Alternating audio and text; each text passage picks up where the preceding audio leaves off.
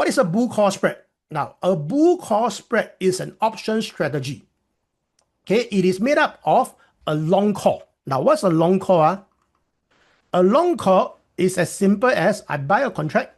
Okay, a long call is when you pay for a contract, an options contract. Okay, and the moment you are in, because you paid for the contract, you are at disadvantage. Can you see that? You are at disadvantage. However, the profit is unlimited. Profit is unlimited for a long call. Now, question. Do you think the win rate is high for a long call? Do you think the win rate is high for a long call? You pay some premium, like you buy a lottery, then after that, if you win a lot. Okay, but you lose, you only lose the premium. Is it a high win rate kind of strategy? It is not. It is not at all.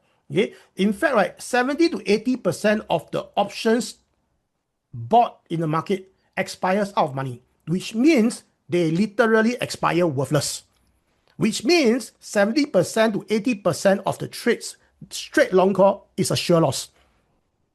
It's a sure loss. The options algorithm has already taken into account the time taken for you to be profitable, and it's a disadvantage to you. They already know. So the premium is taken into account already. Okay. So what's a way to trade without having such a low win rate and still manageable? What we do is we decided to do a short call. Okay. Now the short call is a credit trade. We collect premium. The long call is a debit trade. We pay premium. Okay. Now, question. If I do a pay premium and a collect premium, net, do I pay more or less? Net, do I pay more or less? One leg, I pay premium. The other leg, I collect premium. Net, do I pay more or less? I pay less. I just pay less. I still pay, but I pay less. Okay. By paying less, does it increase my win rate? By paying less, does it increase my win rate? Yes, because every cent you pay makes a difference in options. Okay. If you pay lesser, your win rate is higher. Simple as that. Okay. So this is why I like about this strategy. And the good part is this. The good part is if I do a straight short call, right, the loss is unlimited. Can you see this? See that? The loss is unlimited. But if I combine both together as a combination, this is how the profile will look like.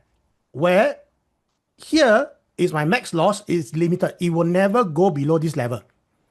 Okay. My profit will also be limited. Now, question. If the profit is limited, is it a bad thing? If the profit is limited, is it a bad thing? It depends on how you see it. Okay. If I say profit is unlimited, but the price will never hit that level, what's the point of paying so much premium for it? Okay. If like I'm saying Nvidia in the next 30 days is going to hit $3,000, is it possible or not? It's not possible. So having an unlimited profit profile doesn't always mean it's a good thing. It must be able to reach that level within a certain number of days. And that's what option is different. Okay. You have to get it right by a certain number of days. You don't need to get it right like for the next 10 years, 20 years, no need. But the next number of days, that's the most important. So there's no point paying for a contract that is so high, but you will never hit. Agree? Everybody understand this concept first? Okay? That it doesn't mean unlimited profit means it's good.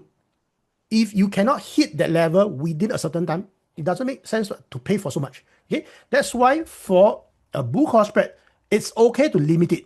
Because a lot of times, right, you will never hit here. You will end up somewhere in the middle. Okay? So that's one thing about bull call spread that you must know.